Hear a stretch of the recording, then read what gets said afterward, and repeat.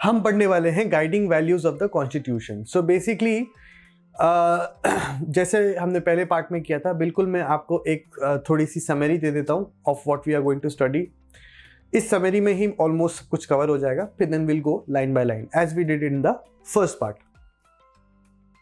सो basically क्या है कि अब ये बताने की कोशिश करेंगे कि आगे आने वाले चैप्टर्स में, I am talking about this paragraph, so basically ये बताने की कोशिश करेंगे कि आगे आने वाले चैप्टर्स में हम संविधान के, कॉन्स्टिट्यूशन के अलग अलग प्रोविजंस को पढ़ने वाले हैं। ये हम आगे करने वाले हैं। बट अब इस चैप्टर में, अब जब हम अंत पे आ रहे हैं, तो अब हमारे को समझना जरूरी है कि इस कॉन्स्टिट्यूशन की फिलॉसफी क्या है। इसको समझो, ये मैं क्या कहने की कोशिश कर रहा हूं। एक तरफ मैं कह रहा हूं एग्जैक्ट प्रोविजंस और एक तरफ कह रहा हूं फिलॉसफी। एग्जैक्ट प्रोविजंस मतलब लाइन बाय लाइन क्या नेचर है हमारे संविधान का प्रोविजन वाइज, वो हम एक अलग उसमें करेंगे, डिटेल उसमें जाएंगे। बट हर चीज का ना एक ओवरऑल एस्पेक्ट होता है, एक ओवरऑल नेचर होता है, एक ओवरऑल फिलॉसफी होती है। जैसे हम किसी एक इंडिविजुअल की बात करते हैं तो उसके अलग अलग कैरेक्टरिस्टिक्स हो सकते हैं, उसके बॉडी के कैरेक्टरिस्टिक, उसके नेचर के कैरेक्टरिस्टिक एटसेट्रा। बट उसकी एक फिलॉसफी होगी, उसकी जो उसकी ओवरऑल फिलॉसफी होगी। वैसे ही कॉन्स्टिट्यूशन के अलग अलग प्रोविजंस हैं, बट हमारे को यहां पर इस चैप्टर के ऑलमोस्ट अंत तक आते आते हमें यह पढ़ना है कि इसकी फिलॉसफी क्या है, ओवरऑल नेचर क्या है। और इसको पता करने का हमारे पास दो ही तरीका है। पहला तरीका यह है कि पहले तो संविधान के माध्यम से ही हम समझ लें कि संविधान की फिलॉसफी क्या है, संविधान का नेचर क्या है। और संविधान खुद कैसे बताएगा कि मेरी नेचर या मेरी फिलॉसफी कैसी है? वो बताएगा अपने एक कंपोनेंट के थ्रू, जिसे हम प्रीएम्बल के नाम से जानते हैं। ये प्रीएम्बल क्या है, कैसे है, क्या इसका आइडिया, ये सब हम बाद में पढ़ेंगे। और दूसरा इसका ऑप्शन ये है कि हम कॉन्स्टिट्यूशन की फिलॉसफी को कैसे जान ले, bye understanding the views of people about the constitution. मतलब संविधान के बारे में लोगों का जो एक्सपर्ट्स हैं, पॉलिटिकल एक्सपर्ट्स हैं, या फिर वो लोग जिन्होंने इस कॉन्स्टिट्यूशन को बनाने में बहुत इंपॉर्टेंट रोल प्ले किया है, एक्टिवली या पैसिवली, उनका क्या व्यू है इस कॉन्स्टिट्यूशन के बारे में। अगर हम ये समझ लेते हैं तो इन दो तरीकों से, कि एक तो प्रीएम्बल को पढ़ के, या फिर दूसरा जो लीडर्स हैं, जो एक्सपर्ट्स हैं, उनका जो व्यू है देख लें हम अबाउट द कॉन्स्टिट्यूशन। इससे हमें पता चल जाएगा कि ओवरऑल नेचर या overall philosophy of the constitution क्या है।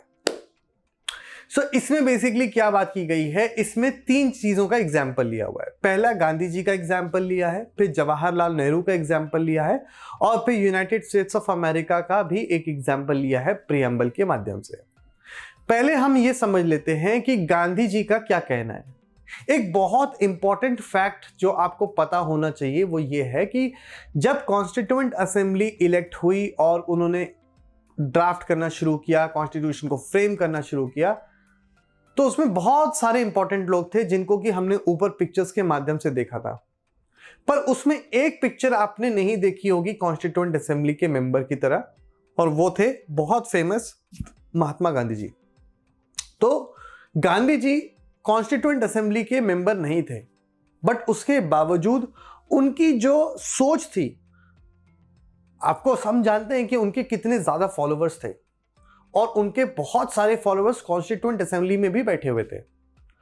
तो गांधी जी डायरेक्टली तो उन्होंने पार्टिसिपेट नहीं किया संविधान बनाने में, बट उनकी जो वैल्यूज थी उनकी जो आइडियोलॉजी थी, वो उनके फॉलोअर्स ने इंश्योर किया कि वो कॉन्स्टिट्यूशन का पार्ट बने।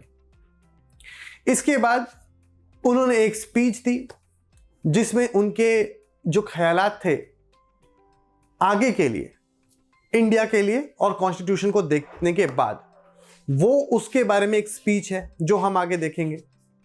फिर जवाहरलाल नेहरू ने एक स्पीच दी जो कि टिरानी विद डेस्टिनी है।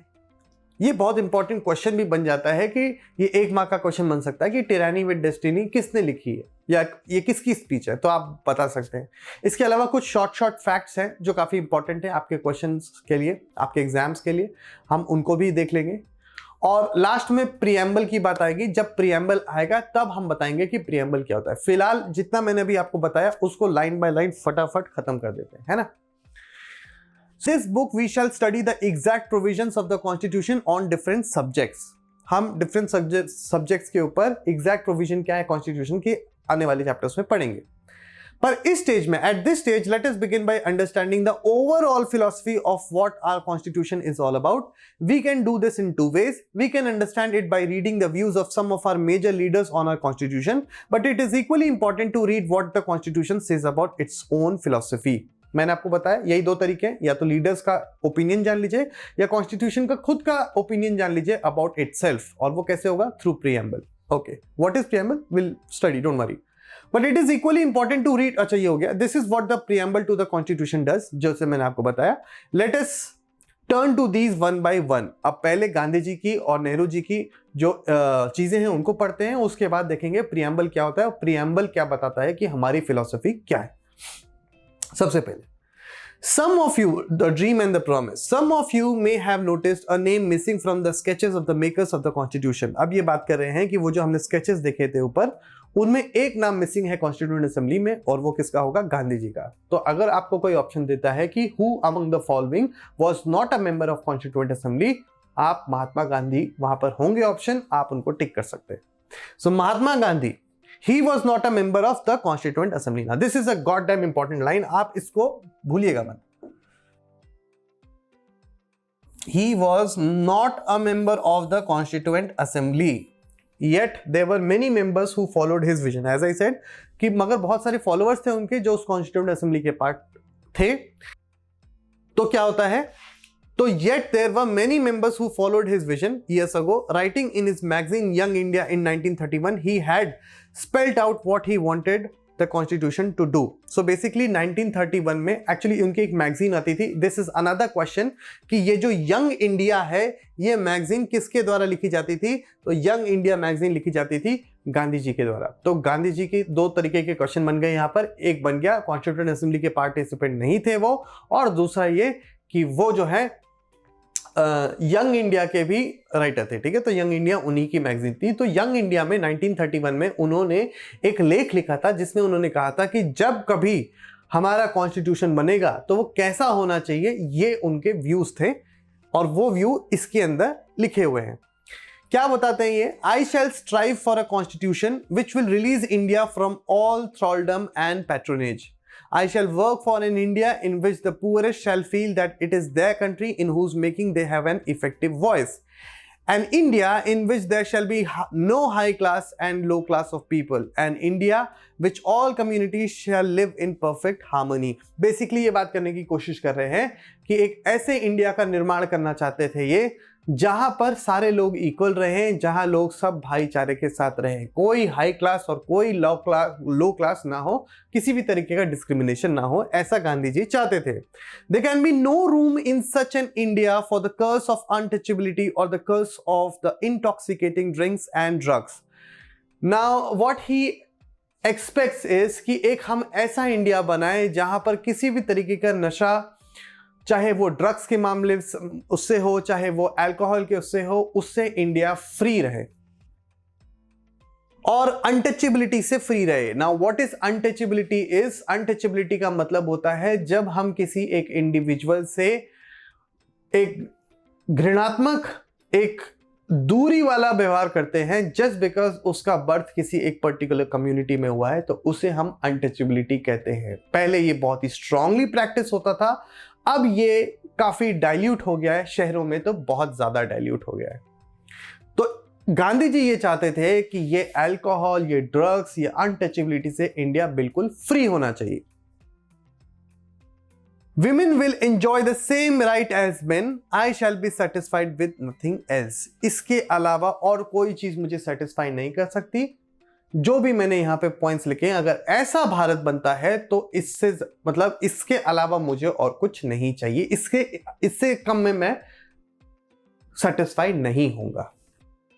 अब जो यूपीएससी के एस्पिरेंट्स हैं वो ये बात समझ रहे होंगे कि यंग इंडिया के इस लेख के ऊपर गांधी जी की इनडायरेक्टली कितनी चीजें कॉन्स्टिट्यूशन के अंदर आ रही हैं। हालांकि क्लास 9th के लोग जो हैं अभी स्टार्ट कर रहे हैं तो शायद उनको नहीं पता होगा, बट अगर यूपीएससी वाले फॉलोअर्स देख रहे हैं तो उनको समझ में आ रहा होगा। इंटॉक्सिकेटिंग ड्रिंक्स एंड ड्रग्स, ये दोनों ही किस में आते हैं? Directive principles of state policy article 48, right, ये उसके अंदर आता है। इसके अलावा untouchability article number 17 fundamental right, ये उसके अंदर आता है। तो गांधी जी डायरेक्टली पार्टिसिपेट नहीं किया उन्होंने कॉन्स्टिट्यूएंट असेंबली में, ना उन्होंने कॉन्स्टिट्यूशन बनाने में वो किया, बट उनके व्यूज बहुत हद तक हमारे संविधान का पार्ट हैं, क्योंकि उनके फॉलोअर्स कॉन्स्टिट्यूएंट असेंबली के पार्ट थे। क्या ये बात समझ में आ गई? Okay, let's go ahead. इनको please do not ignore the sketches, they are very important people. और इनका क्या, ये कहाँ पैदा हुए, इन्होंने क्या पोर्टफोलियो होल्ड किया कॉन्स्टिट्यूएंट असेंबली में, you must remember it. Questions can come from this part also. This dream of an India that has eliminated inequality was shared by Dr. Ambedkar, who played a key role in the making of the constitution, but he had a different understanding of how inequalities could be removed. So basically ये जो inequality को India से बाहर फेंकने का इनका पूरा जो मन था, और गांधी जी का जो एक स्ट्रॉन्ग बिलीफ था कि भाई इसको बाहर फेंक देना चाहिए हमारे को, इस तरीके की अनटचेबिलिटी की प्रैक्टिस या फिर इनइक्वालिटी की प्रैक्टिस, इससे बिल्कुल सिमिलर व्यू रखते थे डॉक्टर बी आर अम्बेडकर। उनका भी यही बिलीफ था कि भाई ये इनइक्वालिटी नहीं होनी चाहिए, ये डिस्क्रिमिनेशन नहीं होना चाहिए। बट दोनों के तरीकों में बहुत ज्यादा डिफरेंस था। गांधी जी किस तरीके से अनटचेबिलिटी और ये डिस्क्रिमिनेशन हटाना चाहते थे, और अंबेडकर कैसे हटाना चाहते थे, इसके जो वेज थे, डेस्टिनी सेम थी, अनटचेबिलिटी हटाना है, डिस्क्रिमिनेशन हटाना है, बट ये कैसे हटाना है उसके जो वेज थे वो काफी डिफरेंट थे। यहां उसका उल्लेख नहीं है, but let me tell you कि डॉक्टर बी आर अम्बेडकर का कहना था कि ये जो कास्ट सिस्टम है यही डिस्क्रिमिनेशन का मेन रूट कॉज है, हमें इसको ही उठा के फेंक देना चाहिए। पर गांधी जी का सोचना ऐसा था कि कास्ट सिस्टम बहुत पुराना सिस्टम है, इससे हमें खिलवाड़ नहीं करना चाहिए, हमें जो मन में एक दूसरे के लिए द्वेष है उसको खत्म करने का काम करना चाहिए। ये बेसिक उन दोनों की डिफरेंट आइडियोलॉजीज थी। हालांकि दोनों के गोल सेम थे, but the way of removing the way of reaching to the goal was very different from each other. Okay, in his concluding speech to the Constituent Assembly, he stated his anxiety very clearly. ये जो part था ये उन्होंने अपने magazine young India में 1931 में लिखा था, जो बाद में बहुत सारे पॉइंट्स इसके कॉन्स्टिट्यूशन में साफ साफ झलकते हैं। इनफैक्ट ये पॉइंट भी कि सेम राइट होना चाहिए मेन और औरतों का, ये भी directive principle of state policy का पार्ट है। अब ये वाली जो स्पीच है इनकी, ये तब है जब कॉन्स्टिट्यूएंट असेंबली को ये स्पीच दे रहे हैं। क्या दे रहे हैं? ये अपनी एंजाइटी, मतलब अपनी परेशानी साफ साफ बता रहे हैं। इस पैराग्राफ को मैं लाइन बाय लाइन नहीं एक्सप्लेन करूंगा, मैं आपको इसमें बता देता हूं कि यहां पर इनको पता चल चुका था कि भाई इस कॉन्स्टिट्यूशन में यूनिवर्सल अडल्ट फ्रेंचाइज नाम की चीज आने वाली है, 1 पर्सन 1 वोट का कॉन्सेप्ट आने वाला है। तो उनको ये लगा कि पॉलिटिकली तो भाई ठीक है 1 पर्सन 1 वोट होगा, 1 पर्सन 1 वोट का मतलब ये हो गया कि सब लोग इक्वल हो गए पॉलिटिकली। बट उनका कहना यह था कि सोशली और इकोनॉमिकली ये 1 पर्सन 1 वोट का चीज नहीं हो रहा है, कॉन्ट्रा इंडिकेशन की स्थिति है। एक बोल रहा है हाँ, एक बोल रहा है ना। अब आप समझो कॉन्ट्रा इंडिकेशन मतलब, जब आप फॉर एग्जाम्पल, इसको एग्जाम्पल से समझो, आपके पापा ने बोला प्लेट रख दो नीचे, आपकी मम्मी ने बोला प्लेट ऊपर उठा लो, तो ये क्या हो गया? कॉन्ट्राडिक्टिंग ऑर्डर्स मिल गए। एक ने बोला हाँ, एक ने बोला ना, आपको समझ में नहीं आ रहा क्या करें, अपोजिट। वैसे ही गांधी जी ने बोला कि आपने पॉलिटिकली तो दे दिया है ये 1 पर्सन 1 वोट का चीज, इसका मतलब इक्वालिटी है, बट सोशली और इकोनॉमिकली हमारे को बहुत टाइम लगेगा और हम पता नहीं कब तक इस कॉन्ट्रा इंडिकेशन वाली स्टेट तक गुजरते रहेंगे। मैं चाहता हूं आप इस पैराग्राफ को खुद से पढ़िए और आपको समझ में आएगा कि मैं क्या समझा रहा हूं। आगे बढ़ते हैं, let's go on to the third slide. अब देखो, फाइनली अब हम पढ़ने वाले हैं हमारे प्रधानमंत्री, फर्स्ट प्रधानमंत्री जवाहरलाल नेहरू की वो फेमस स्पीच। कौन सी वाली? ट्रिस्ट विद डेस्टिनी वाली ये स्पीच हम आज देखेंगे। इस ट्रिस्ट विद डेस्टिनी का जो स्पीच है, ये जो मिडनाइट स्ट्रोक और ये वाली, ये जवाहरलाल नेहरू की स्पीच है। आपको पूछा जा सकता है क्वेश्चन, ये किसका है? Finally, let us turn to Jawaharlal Nehru giving his famous speech to the Constituent Assembly at the stroke of midnight on 15th August 1947. अब now just understand the timing. 15th August 1947 को Constituent Assembly की meetings होना शुरू हो चुकी हैं। देश अभी आजाद हुआ है, कॉन्स्टिट्यूशन अभी दूर दूर तक नहीं बना है। 1950 में जाके कॉन्स्टिट्यूशन इफेक्ट में आने वाला है और 1949 26 नवंबर को जो है वो अडॉप्ट किया जाएगा। So there is a long way to go. So यहां पे वो क्या कहते हैं, long years ago we made a tryst with destiny. Tryst मतलब होता है, ट्रिस्ट मतलब क्या है इसको आप समझो ध्यान से। ट्रिस्ट का मतलब होता है एक अग्रीमेंट, एक जगह, एक मीटिंग जो कि ऑलरेडी डिसाइडेड थी। तो ये बोल रहे हैं कि ये डिसाइडेड थी डेस्टिनी के साथ हमारी ये meeting. And how the time comes when we shall redeem our pledge not wholly or in full measure but very substantially. So basically ये बताने की कोशिश कर रहे हैं हमें आज़ादी तो मिल गई बट हमारे वो सारे जो प्लेजेस जो हमने लिए थे वो अभी तक पूरे नहीं हुए हैं, और वो प्लेजेस हम एक साथ पूरे नहीं भी कर सकते, कहीं कर भी नहीं सकते क्योंकि हमारे पास उतने रिसोर्सेज नहीं हैं। देश अभी अभी आज़ाद हुआ है, हमने बहुत वादे लिए, हमारे ऊपर बहुत सारा काम है, बहुत सारा वर्कलोड है। हम एक साथ ये सारे वादे, ये सारी चीज़ें पूरी नहीं कर सकते क्योंकि अभी हमारे ऊपर बहुत सारी जिम्मेदारियां हैं, और हमको देश को धीरे धीरे करके उन जैसे जैसे हमारे पास रिसोर्सेज आते जाएंगे हम अपने उन वादों को पूरा करते जाएंगे। देश के प्रति समर्पित रहना है। At the stroke of the midnight hour when the world sleeps, India will awake to the life and freedom। अभी बता रहे हैं कि 15 अगस्त 1947 की मिडनाइट स्ट्रोक को क्या होगा, जब सारी दुनिया सो रही होगी तो भारत जो है, हमारा प्यारा भारत, वो जागेगा आजादी के लिए। A moment comes which comes but rarely in history when we step out from the old to the new, when an age ends and when the soul of a nation long suppressed finds utterance. It is fitting that at this solemn moment we take the pledge of dedication to service of India and her people and to the still larger cause of humanity. So basically he's appealing to the members of the Constituent Assembly that we shall dedicate our lives to the people of India and to the service of India. That is what he is urging. Freedom and power bring responsibility. It's a very super powerful statement कि जब power आती है तो उसके साथ आती है responsibility. With great powers comes a greater responsibility. That's what they say, right? The responsibility rests upon this assembly, a sovereign body representing the sovereign people of India. Before the birth of freedom, we have endured all the pains of labor and our hearts are heavy with the memory of this sorrow. So basically ये बात करने की कोशिश कर रहे हैं, आज़ादी तो मिल गई बट उससे पहले पार्टीशन हुआ और इस पार्टीशन से हमारे दिल काफ़ी गमगीन हैं।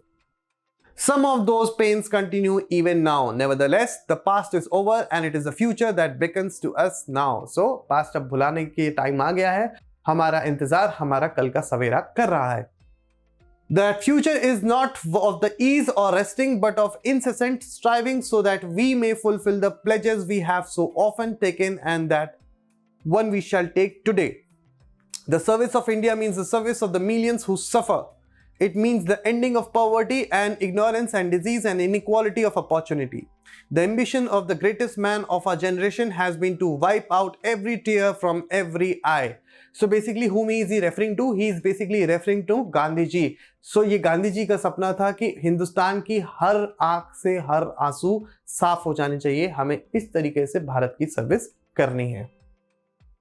That may be beyond us, but as long as there are tears and suffering, so long our will work not be over. So ये बता रहे हैं जब तक कि एक भी आंख में हिंदुस्तानी, किसी भी हिंदुस्तानी की आंख में आंसू है, तब तक हमारा काम खत्म नहीं हुआ है, हमारा काम चलता रहेगा।